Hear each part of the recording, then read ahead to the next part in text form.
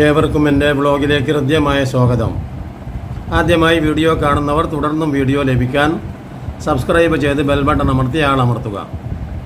Video ഇഷ്ടമായാൽ ലൈക്കും ഷെയറും കമൻറ്റും ചെയ്യുക. ഞാൻ ഇന്ന് പറയുന്നത് ഇപ്പോൾ മുണ്ടെടുത്ത ഒരു മോഡിയാണ് യഥാർത്ഥത്തിൽ കേരളം ഭരിക്കുന്നത് എന്നാണ്. എന്ന് പറഞ്ഞാൽ ഇപ്പം യഥാർത്ഥത്തിൽ എന്താണ് തുക്ലക്ക് പരിഷ്കാരം എന്നൊക്കെ നമ്മൾ സ്കൂൾ തലങ്ങളിൽ അഥവാ നമ്മുടെ വിദ്യാർത്ഥി കാലഘട്ടങ്ങളിലൊക്കെ പഠിച്ചിട്ടുള്ള ആ പരിഷ്കാരമാണ് ഇപ്പോൾ യഥാർത്ഥത്തിൽ മോഡിയായാലും ഈ പിണറായി വിജയനായാലും ഒക്കെ കൊണ്ടുവരാൻ ഉദ്ദേശിക്കുന്നത്. യഥാർത്ഥത്തിൽ പോസിറ്റീവായ ഒരു കാര്യങ്ങളും വിദ്യാർത്ഥികളോട് അഥവാ ജനത്തോട് പോസിറ്റീവായി ഒരു നിലപാടുകളും എടുക്കാൻ കഴിയാത്ത ഒരു ഭരണകൂടം. ജനങ്ങൾ അങ്ങേയറ്റം പൊറുതിമുട്ടുകയാണ് ഇപ്പോൾ. അവരുടെ ധാന്യങ്ങൾക്ക് വിലയില്ല. അതോടൊപ്പം തന്നെ അവരുടെ കൃഷിച്ചെലവ് ധാരാളമാണ്. അവർ പ്രയാസത്തിലാണ്. അഥവാ പൊരി വെയിലത്ത് നിന്ന് അവർ വറചട്ടിയിലേക്കാണ് എടുത്തെറിയപ്പെട്ടിട്ടുള്ളത്. ഈ സമയത്താണ് ഇപ്പോൾ ജനശ്രദ്ധ. ഇപ്പോൾ ഈ കഴിഞ്ഞ തെരഞ്ഞെടുപ്പ് പിണറായി വിജയൻ്റെ വിലയിരുത്തൽ തന്നെയായിരുന്നു എന്ന്. പിണറായി വിജയൻ എന്ന് പറയുന്ന പിണറായി സർക്കാരിൻ്റെ വിലയിരുത്തലുകളാകുമെന്ന് തെരഞ്ഞെടുപ്പിന് മുമ്പ് തന്നെ മന്ത്രിമാരും മുഖ്യമന്ത്രിയും ഒക്കെ വാർത്താ മാധ്യമങ്ങളോട് പ്രതികരിച്ചിട്ടുള്ളതാണ്. കാരണം ഞങ്ങളുടെ ഇക്കാലത്ത് 2 ടേമുകളിലായി തങ്ങൾക്ക് കിട്ടിയിട്ടുള്ള ഭരണത്തിൻ്റെ വിലയിരുത്തലാകും യഥാർത്ഥത്തിൽ ഈ വരുന്ന തെരഞ്ഞെടുപ്പ് എന്ന് ഘോരഘോരം ഓരോ യോഗങ്ങളിലും പ്രസംഗിച്ചവരാണ് ഇടതുപക്ഷ മന്ത്രിമാരും ഇടതുപക്ഷ മുഖ്യമന്ത്രിയും.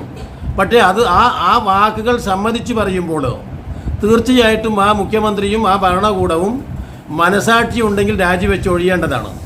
തീർച്ചയായിട്ടും അവർ വീണ്ടും അള്ളിപ്പിടിച്ചിരിക്കുകയാണ്.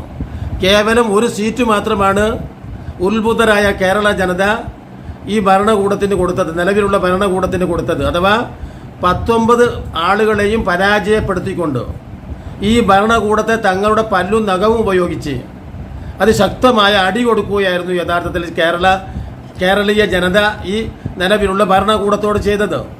എന്തുകൊണ്ടെന്നാൽ ഇപ്പോൾ സ്വാഭാവികമായിട്ടും ഭരണപരാജയം തുല്യതയില്ലാത്ത ഭരണപരാജയം എന്ന് പറയാം.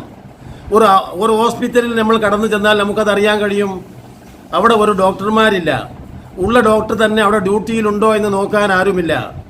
നാഥനില്ല കളരിയാണ് ഏത് ആസ്പത്രികളിലേക്കും ഇപ്പോൾ കടന്നു ചെന്നാൽ ഉണ്ടാകുന്ന അവസ്ഥ. വിരലിന് കേടുപറ്റിയിട്ട് പോകുന്ന രോഗിയെ നാവ് മുറിച്ചു മാറ്റുന്ന, ഒരു കാലിന് പശകു പറ്റിയിട്ട് ചികിത്സക്ക് പോകുന്ന ആളുടെ 2 കാലും ഇല്ലാതാക്കുന്ന ഇത്തരത്തിലുള്ള ദുരന്തപൂരിതമായ ഒരു ദുരിതത്തെയാണ് കേരളം നേരിടുന്നത്. മാത്രമല്ല എത്ര കിട്ടിയാലും പണം തങ്ങൾക്ക് പോരാ എന്ന നിലക്ക് എങ്ങനെ ചെലവഴിക്കണമെന്നറിഞ്ഞുകൂടാ. എത്ര വരുമാനം കിട്ടിയാലും, ഞാൻ നേരത്തെ പറഞ്ഞതുപോലെ എത്ര വരുമാനമുണ്ടെങ്കിലും അതൊക്കെ തങ്ങളുടെ ആർഭാടപൂർണമായ ചെലവുകൾക്ക് ഉപയോഗപ്പെടുത്തി അഥവാ നമ്മുടെ ഖജനാവ് മുടിക്കുന്ന ഒരു ഭരണകൂടമാണുള്ളത്. അതോടൊപ്പം തന്നെ ജനങ്ങൾക്ക് ചില്ലിക്കാശ് കൊടുക്കുന്ന ഒരു പതിവ് അവർ നിർത്തിവെച്ചു. അതാണ് യഥാർത്ഥത്തിൽ ഒരു കിറ്റ് കൊടുത്തിരുന്നു ആദ്യമൊക്കെ. ആ കിറ്റും ഇപ്പോൾ കൊടുക്കേണ്ടെന്ന് വെച്ചു. ഏതാനും വർഷമായിട്ട് നമുക്ക് കിറ്റ് നിരോധിക്കപ്പെട്ടു എന്ന് പറയാം. അതോടൊപ്പം തന്നെ ആസ്പത്രികളിൽ മരുന്നില്ല.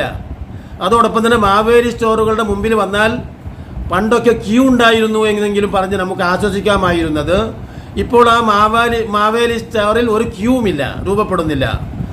എന്തുകൊണ്ടാണ് ആ ക്യൂ രൂപപ്പെടാത്തത്?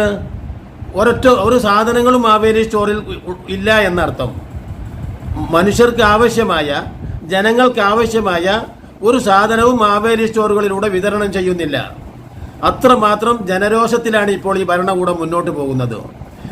അതുകൊണ്ട് തന്നെ ഈ ജനരോഷത്തെ മറച്ചു പിടിക്കാൻ ഇപ്പോൾ മോഡി ചെയ്യുന്ന അതേ രീതി അഥവാ രാജ്യത്തിൻ്റെ പേര് മാറ്റുക, കേന്ദ്രത്തിൽ അതോടൊപ്പം തന്നെ യോഗി ചെയ്യുന്നതും മോഡി ചെയ്യുന്നതും അതേപടി ആവർത്തിക്കുവാനും അതേപടി ശീലിക്കുവാനുമാണ് ഇപ്പോൾ മുണ്ടുടുത്ത മോഡിയായിട്ടുള്ള യഥാർത്ഥത്തിൽ പിണറായി വിജയൻ ശ്രമിക്കുന്നത്. അതുകൊണ്ട് ഇപ്പോൾ കേരളമാണോ ഇത് ഇപ്പോഴും തിരിച്ചറിഞ്ഞിട്ടില്ല. ഇതോടൊപ്പം ഈ ഭരണത്തിൻ്റെ 2ാം ടേമിൻ്റെ അവസാന ഘട്ടത്തിൽ മാത്രമാണ് തങ്ങൾക്ക് കേരളം എന്നാണോ എന്ന അഭിപ്രായം പോലും ഈ ഭരണകൂടത്തിന് നേരം വെളുത്തത്. അതുകൊണ്ട് ഇപ്പോൾ കേരളം എന്നാക്കണം. അതുകൊണ്ട് എന്താണ് ഇവിടുത്തെ ജനങ്ങൾക്ക് ഒരു പ്രശ്നപരിഹാരമുള്ളത്? കേരള എന്നായതുകൊണ്ട് ജനങ്ങൾക്ക് എന്ത് ദോഷമാണുള്ളത്? കേരളം എന്നായതുകൊണ്ട് എന്ത് ഗുണമാണുള്ളത്? ഇതുവരെയും മാന്യമായ നേരെ ചൊവ്വേ ഈ ഭരണകൂടത്തിന് ഒരു കർഷകരുടെ പ്രശ്നങ്ങളിൽ ഇടപെട്ട് പരിഹരിക്കാൻ കഴിഞ്ഞിട്ടില്ല. അവർക്ക് അവിടെ കൊപ്ര സംഭരണമായാലും നാളികേര സംഭരണമായാലും മുറ പോലെ നടത്തിയിട്ടില്ല. അതുപോലെ തന്നെ നെൽകൃഷിക്കാർക്ക് അവരുടേതായ സബ്സിഡികൾ കൊടുത്തിട്ടില്ല. അതുപോലെ തന്നെ അവർക്ക് യാതൊരു പ്രോത്സാഹനവുമില്ല.